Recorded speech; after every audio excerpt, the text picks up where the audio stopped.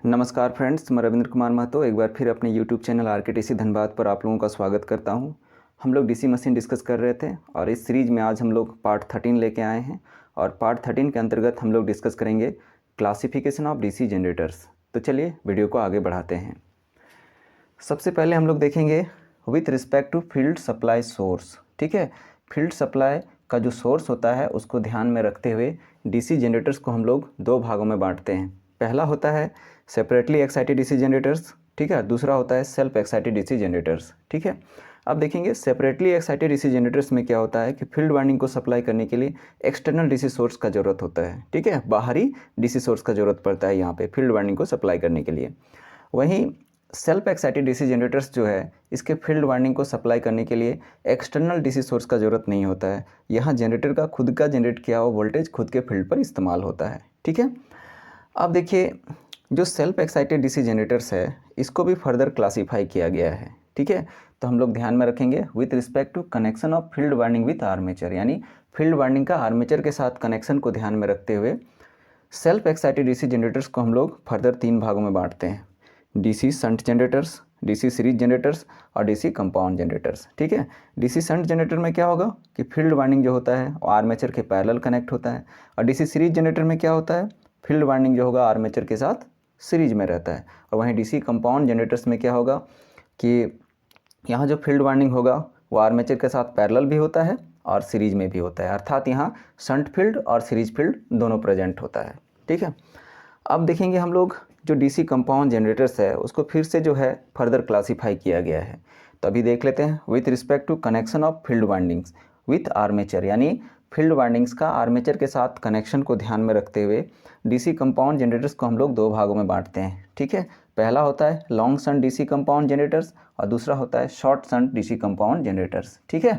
तो ये हो गया, ठीक है, एक क्लासिफिकेशन। अब फिर देख लीजिए डीसी कंपाउंड जनरेटर्स को फिर से जो है दो भागों में क्लासीफाई कर सकते हैं, लेकिन किसका रिस्पेक्ट होगा तो with respect to nature of series flux. Series flux का जो नेचर होगा उसको ध्यान में रखते हुए डीसी कंपाउंड जनरेटर्स को जो है फर्दर दो भागों में क्लासीफाई किया गया है, ठीक है। तो हम लोग यहाँ देख लेंगे कि अगर सीरीज फ्लक्स शंट फ्लक्स के साथ जुड़ता है, ऐड होता है, जिससे रिजल्टेंट फ्लक्स आपका बढ़ जाएगा, तो इस तरह का जो आपका डीसी कंपाउंड जनरेटर्स है उसको हम लोग कहते हैं कुमुलेटिवली कंपाउंडेड डीसी जनरेटर्स, ठीक है। वहीं अगर आपका सीरीज फ्लक्स शंट फ्लक्स को अपोज करेगा, ठीक है, अर्थात यहाँ पे रिजल्टेंट फ्लक्स क्या होगा घटेगा, तो इस तरह का जो डीसी कंपाउंड जनरेटर्स है उसको हम लोग कहते हैं डिफरेंशियली कंपाउंडेड डीसी जनरेटर्स, ठीक है। तो यहाँ एक चीज़ ध्यान रखना है कि phi S H equal to क्या है शंट फ्लक्स है और फाई एस सी क्या है सीरीज फ्लक्स है, जहाँ जो है शंट फ्लक्स हमेशा बड़ा होता है, सीरीज फ्लक्स छोटा होता है। अब हम लोग देखेंगे सेपरेटली एक्साइटेड डीसी जनरेटर। देखिए सेपरेटली एक्साइटेड डीसी जनरेटर का इक्विवेलेंट सर्किट यहाँ पे बनाया हुआ है। ये है आपका आर्मेचर जिसको प्राइम मूवर के मदद से किसी खास डायरेक्शन पर घुमाया जा रहा है। हम मान रहे हैं यहाँ का स्पीड जो है n RPM है, ठीक है। और ये देखिए फील्ड वाइंडिंग है और फील्ड वाइंडिंग को सप्लाई करने के लिए जो है एक्सटर्नल डीसी सोर्स का प्रयोग किया जा रहा है, यानी ये VF जो है वो एक्सटर्नल डीसी सोर्स से आएगा, ठीक है। तो इस तरह से आपका क्या है फील्ड वाइंडिंग के लिए सेपरेट डीसी सोर्स का उपयोग होगा, इसीलिए इसका नाम होता है सेपरेटली एक्साइटेड डीसी जनरेटर, ठीक है। ये देखिए फील्ड सर्किट पर एक जो है वेरिएबल रेजिस्टेंस यहाँ पे दिया हुआ रहता है, जिसको वैरी करके आप जो फील्ड करंट IF है उसको आप वैरी कर सकते हैं, ठीक है। यहाँ देखिए जो फ्लक्स होगा वो directly proportional to field current IF होगा, अर्थात अगर आप IF को कांस्टेंट रखेंगे तो फाई आपका कांस्टेंट हो जाएगा। दूसरे शब्दों में हम ये कह सकते हैं कि IF को वेरिएबल रखिएगा तो फाई वेरिएबल हो जाएगा। फिर देखिए हम EMF इक्वेशन से ये जानते हैं EG equal to P phi N by 60 into Z by A volt होता है, ठीक है। जहाँ देखिए P 60 Z और A कांस्टेंट होता है, फाइनली EG जो है, ठीक है, directly proportional to N phi हो जाएगा, ठीक है। अब देख लीजिए यहाँ पे आर्मेचर का इक्विवेलेंट सर्किट यहाँ पे बनाया हुआ है, ठीक है। जहाँ ये क्या है कि ये RL लोड है जिसके अक्रॉस का वोल्टेज को जो भी मिल रहा है उसको टर्मिनल वोल्टेज आप बोल सकते हैं या लोड टर्मिनल वोल्टेज बोल सकते हैं, ठीक है। I आर्मेचर करंट है जिसको आप लोड करंट भी यहाँ कह सकते हैं, ठीक है। और EG क्या है जनरेटेड EMF है, ठीक है। और IA क्या है आर्मेचर करंट है, RA क्या है आर्मेचर वाइंडिंग का रेजिस्टेंस है, और इसके वजह से जो ड्रॉप होगा वोल्टेज ड्रॉप होगा उसको आप, ठीक है, IRA बोल सकते हैं, ठीक है। और ये जो VB है ये ब्रश कॉन्टैक्ट ड्रॉप है आपका। तो इस तरह से आर्मेचर का इक्विवेलेंट सर्किट ये है। यहाँ पे अगर किरचॉफ्स वोल्टेज लॉ का इस्तेमाल किया जाए तो ये VB और IRA, ठीक है, ये तीन चीज़ों को आप जोड़िएगा तो आपको मिल जाएगा EG, ठीक है। इस तरह से क्या होगा, EG equal to V plus IRA plus VB हो जाएगा, ठीक है। जहाँ EG क्या है, जनरेटेड EMF है, ठीक है, और V क्या है, टर्मिनल वोल्टेज है, RA क्या है, आर्मेचर वाइंडिंग का रेजिस्टेंस है, ठीक है, और IA क्या है, आर्मेचर करंट है, और VB क्या है, ब्रश कॉन्टैक्ट ड्रॉप है, जो एक्चुअली होता क्या है 1 वोल्ट पर ब्रश होता है, लेकिन आप इसको VB इक्वल टू 2 वोल्ट जो है लेकर के टोटल जो है काम कर सकते हैं, यानी VB को टोटल आप 2 वोल्ट काउंट करके जो है काम कर सकते हैं। और कभी कभी जो है ये, ठीक है, मशीन्स में आप जो बड़े मशीन्स में ये VB को हम लोग इग्नोर करके भी चलते हैं, ठीक है। तो ठीक है, मशीन्स में अगर इसको अगर न्यूमेरिकल प्रॉब्लम्स में अगर VB का जिक्र होता है, ठीक है, तो हम लोग 2 वोल्ट उसको काउंट करेंगे, और अगर जिक्र नहीं होता है तो इसको इग्नोर करके भी चल सकते हैं। और मोस्टली बड़े मशीन्स के लिए VB इक्वल टू 2 वोल्ट जो हम लोग को मिलता है उसको इग्नोर करके चलते हैं, ठीक है। अब एक चीज़ देख लीजिए, यहाँ पे क्या हो रहा है कि ये VB भी ड्रॉप है, वोल्टेज ड्रॉप है, IRA भी वोल्टेज ड्रॉप है, ठीक है। और इसी ड्रॉप्स के वजह से जो टर्मिनल वोल्टेज है वो क्या होता है, EG से कम होता है, अर्थात यहाँ जो टर्मिनल वोल्टेज मिलेगा अक्रॉस द लोड वो EG से कम होता है। तो यही है सेपरेटली एक्साइटेड DC जनरेटर। यहाँ क्या है, इस तरह के जनरेटर्स में क्या होता है कि ये एक्सटर्नल DC सोर्स का झंझट होता है, इसलिए इस तरह का जनरेटर्स जो होता है, यानी सेपरेटली एक्साइटेड DC जनरेटर्स जो होता है उसका प्रयोग हम लोग कम करते हैं। अब हम लोग डिस्कस करेंगे सेल्फ एक्साइटेड DC जनरेटर्स। तो सेल्फ एक्साइटेड DC जनरेटर्स को समझने के लिए हम लोगों को समझना पड़ेगा रेसिडुअल मैग्नेटिज्म, ठीक है।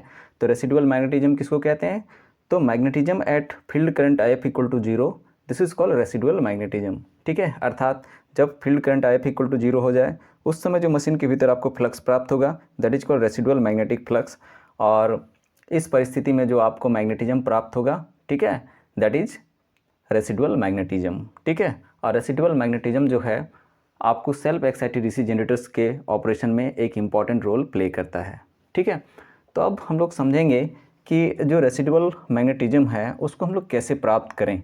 तो उसके लिए हम लोग क्या करते हैं, जो फील्ड पोल्स है उसके बनावट में थोड़ा सा परिवर्तन करते हैं।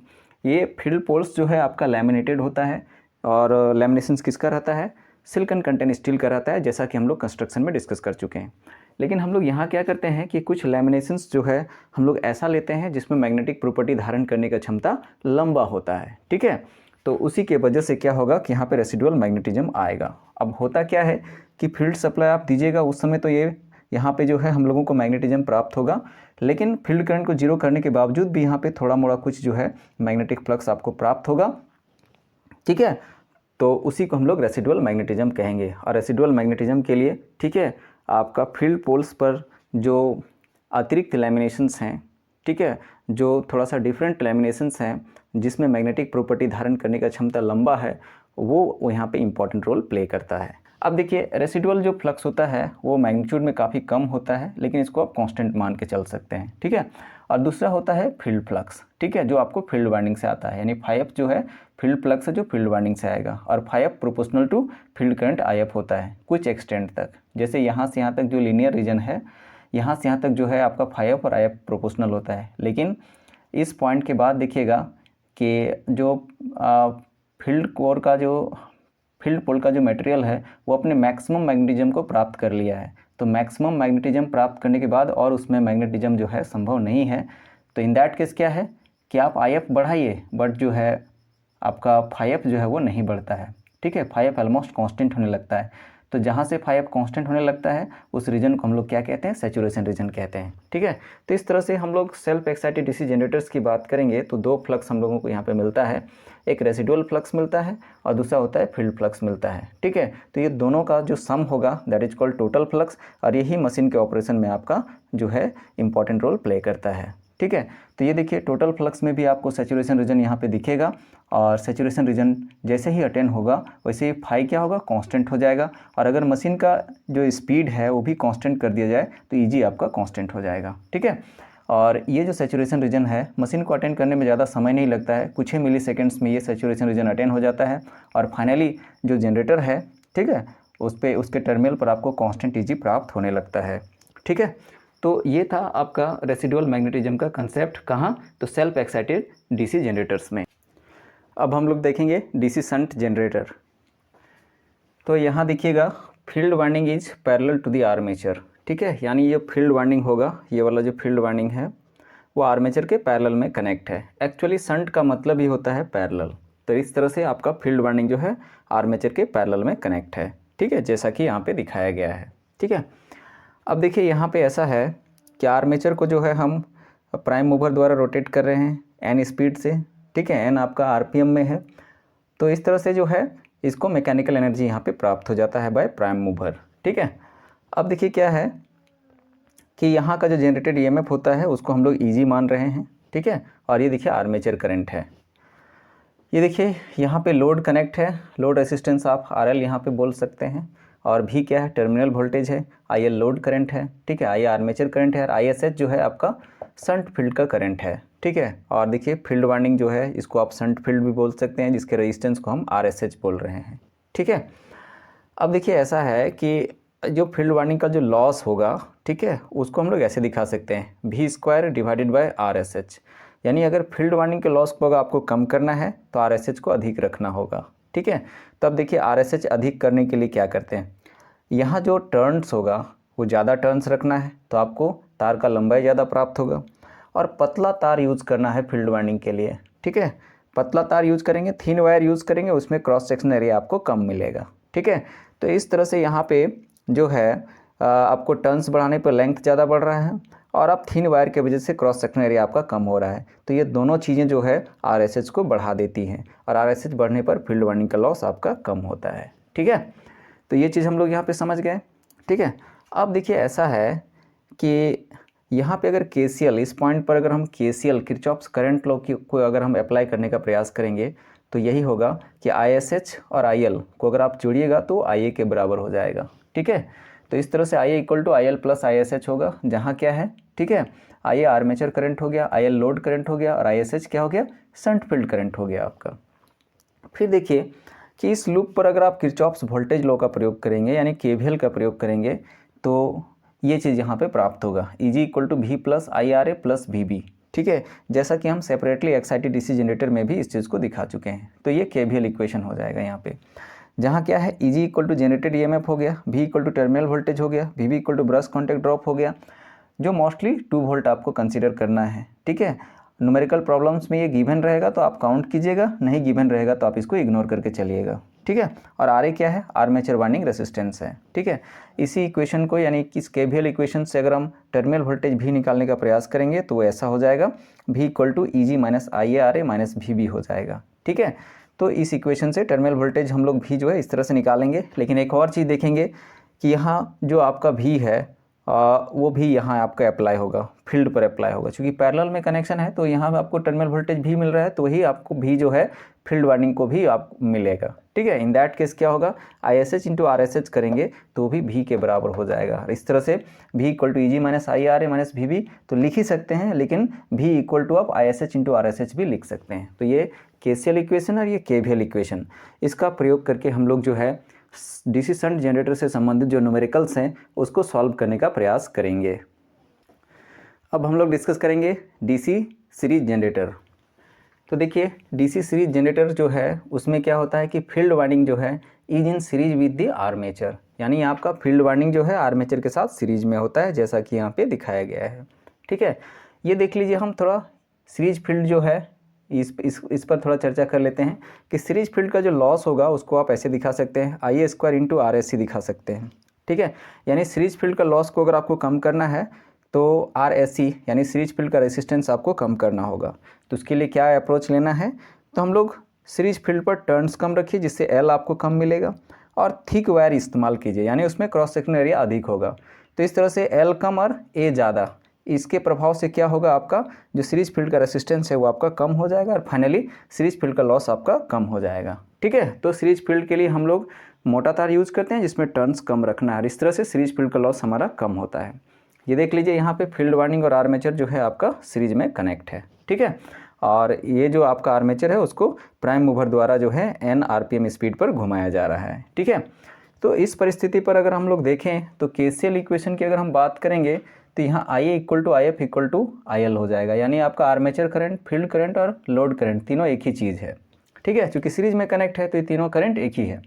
अब देखेंगे KVL इक्वेशन, देखेंगे तो KVL इक्वेशन हम लोग उसी तरह से देखेंगे कि यहाँ V IA into RA plus RAC plus BB, ठीक है। ये तीन चीज़ों को अगर आप जोड़ते हैं तो आपको EG के बराबर हो जाता है। ये आपका KVL इक्वेशन है, जहाँ समझ लीजिए क्या है, EG क्या है, जनरेटेड EMF है, B क्या है, टर्मिनल वोल्टेज है, और BB क्या है, ब्रश कॉन्टैक्ट ड्रॉप है, जो 2 वोल्ट आपको लेना है। अब देखिए क्या है कि अगर ये ब्रश कॉन्टैक्ट ड्रॉप आपको दिया रहता है न्यूमेरिकल प्रॉब्लम्स में तो ये काउंट करना है, और अगर नहीं दिया रहता है तो ब्रश कॉन्टैक्ट ड्रॉप को आप इग्नोर करके चल सकते हैं, ठीक है। IA क्या है, आर्मेचर करंट है, और RA क्या है, आर्मेचर वाइंडिंग रेसिस्टेंस है, और RAC क्या है, सीरीज फील्ड रेसिस्टेंस है। तो यहीं एक एक्स्ट्रा टर्म आपको दिख रहा है कि RA के साथ प्लस RAC आ गया, सीरीज कनेक्शन की वजह से यहाँ पे RA प्लस RAC आ रहा है, और इस तरह से ये KVL इक्वेशन हो गया, ठीक है। तो ये दोनों इक्वेशन को यूज़ करते हुए हम लोग यहाँ पे न्यूमेरिकल प्रॉब्लम्स जो है बना सकते हैं। अब हम लोग डिस्कस करेंगे DC कंपाउंड जनरेटर्स। तो देखिए DC कंपाउंड जनरेटर्स में आपका सीरीज फील्ड और शंट फील्ड दोनों ही प्रेजेंट रहता है। अभी आप देखेंगे कि ये देखिए आर्मेचर है, उसके साथ में सीरीज फील्ड आपका कनेक्ट है सीरीज में, ठीक है। सीरीज फील्ड आपका आर्मेचर के साथ सीरीज में कनेक्ट है, और यहीं देखिए आपका शंट फील्ड जो है वो आपको दिखेगा तो लोड के अक्रॉस में है, लोड के पैरेलल में परफेक्टली ये कनेक्ट है। तो इस तरह का कनेक्शन अगर आप इस्तेमाल करेंगे तो उसको हम लोग कहेंगे long shunt DC compound generator, ठीक है। यहाँ आप देख लीजिएगा, अगर आप इस पॉइंट पर KCL लीजिएगा तो आपको क्या होगा, IA equal to IL plus ISH लिख सकते हैं, और यहाँ पे अगर आप इस लूप में KVL लीजिएगा तो आपको होगा EG equal to V plus IA, और ब्रैकेट के भीतर RA प्लस RAC होगा और प्लस BB हो जाएगा। तो ये इक्वेशन KVL इक्वेशन है, जैसा कि हम लोग सीरीज जनरेटर में देख चुके हैं, ठीक है। और फिर देखिए ये जो टर्मिनल वोल्टेज है वो सीधे सीधे आपका शंट फील्ड के अक्रॉस में अप्लाई हो रहा है। In that case V equal to ISH into RSH आप लिख सकते हैं, ठीक है। तो ये तीन रिलेशन यूज़ करके हम लोग long shunt DC compound generator का न्यूमेरिकल प्रॉब्लम बना सकते हैं। फिर आप देख लीजिए कि यहाँ एक दूसरा कनेक्शन है। दूसरा कनेक्शन में क्या है कि शंट फील्ड जो है वो आर्मेचर के पैरेलल में कनेक्ट है, शंट फील्ड आर्मेचर के पैरेलल में कनेक्ट है, और जो सीरीज फील्ड है वो लोड के साथ परफेक्टली सीरीज में कनेक्ट है, ठीक है। तो ये जो कनेक्शन अगर आप इस्तेमाल करेंगे तो इसको हम लोग कहते हैं short shunt DC compound generator, ठीक है। अब यहाँ देख लीजिएगा, इस पॉइंट पर अगर आप KCL इस्तेमाल करेंगे तो यहाँ क्या होगा, IA equal to IL plus ISH हो जाएगा, ठीक है। लेकिन इस लूप में यहाँ पे अगर आप KVL इस्तेमाल करना चाहिएगा तो आपका होगा क्या, तो हो जाएगा V प्लस, ठीक है, IL इंटू RAC यहाँ का ड्रॉप, ठीक है, प्लस IARA आर्मेचर का ड्रॉप, और plus BB brush contact drop. तो ये जो चार चीज़ आप देख रहे हैं, 1 2 3 4, ये चारों चीज़ को जोड़िएगा तो EG के बराबर हो जाता है। तो ये आपका KVL इक्वेशन हो गया इस लूप के लिए। फिर देखिए यहाँ पर, यहाँ देख लीजिए कि ये V प्लस यहाँ का ड्रॉप, ठीक है, ये दोनों जोड़िएगा अगर आप, V प्लस यहाँ का ड्रॉप अगर आप जोड़िएगा तो वो आपका शंट फील्ड के वोल्टेज के बराबर हो जाता है, ठीक है। In that case V plus IL into RAC अगर आप कीजिएगा तो ISH इंटू RSH हो जाएगा यहाँ पे। तो इस तरह से 2 KVL इक्वेशन और एक KCL इक्वेशन का इस्तेमाल करके हम लोग short shunt DC compound generators का न्यूमेरिकल प्रॉब्लम बना सकते हैं, ठीक है। अब देखिए ये दोनों के ही केस में, ठीक है, चाहे वो लॉन्ग शंट हो या शॉर्ट शंट हो, दोनों के ही केस में अगर आपका φR equal to φSH plus φSE होता है, ठीक है, माने शंट फ्लक्स और सीरीज फ्लक्स आपका जुड़ता है, तो ये दोनों के ही केस में, ठीक है, आप जनरेटर को क्या बोल सकते हैं, तो कुमुलेटिवली कंपाउंडेड, ठीक है, DC जनरेटर, ठीक है। ये दोनों के ही, लॉन्ग शंट हो या शॉर्ट शंट हो, ठीक है, दोनों के लिए लागू है कि अगर शंट फ्लक्स और सीरीज फ्लक्स अगर आपका ऐड होता है तो इस तरह का जो कंपाउंड जनरेटर होगा उसको हम लोग कहते हैं कुमुलेटिवली कंपाउंडेड DC जनरेटर, ठीक है। लेकिन वहीं देखिए कि अगर आपका सीरीज फील्ड जो है शंट फ्लक्स को अपोज करता है, यानी ये कहने का मतलब हो गया कि सीरीज फ्लक्स जो है वो शंट फ्लक्स को अपोज करता है, फाइनली जो है यहाँ पे घटाव का साइन आएगा, रिजल्टेंट फ्लक्स आपका घट जाएगा। तो इस तरह का जो आपका DC कंपाउंड जनरेटर होगा उसको हम लोग बोलते हैं डिफरेंशियली कंपाउंडेड DC जनरेटर कहते हैं। लेकिन यहाँ एक चीज़ ये ध्यान रखना है कि φSH जो होता है उसका मैग्नीट्यूड अधिक होता है और φSE आपका कम होता है, ठीक है। तो इस तरह के जो है, इस तरह से हम लोग जो है DC कंपाउंड जनरेटर्स को जो है कुमुलेटिवली कंपाउंडेड और डिफरेंशियली कंपाउंडेड में भी हम लोग समझ सकते हैं, ठीक है। तो इस तरह से हम लोगों ने जो है DC जनरेटर्स का क्लासिफिकेशन को यहाँ पे कंप्लीट किया। आशा करते हैं ये वीडियो आप लोगों को पसंद आया होगा। वीडियो पसंद आता है तो वीडियो को लाइक करें, दोस्तों के साथ शेयर करें, और चैनल्स पर नए हैं तो चैनल को सब्सक्राइब कर लें। धन्यवाद।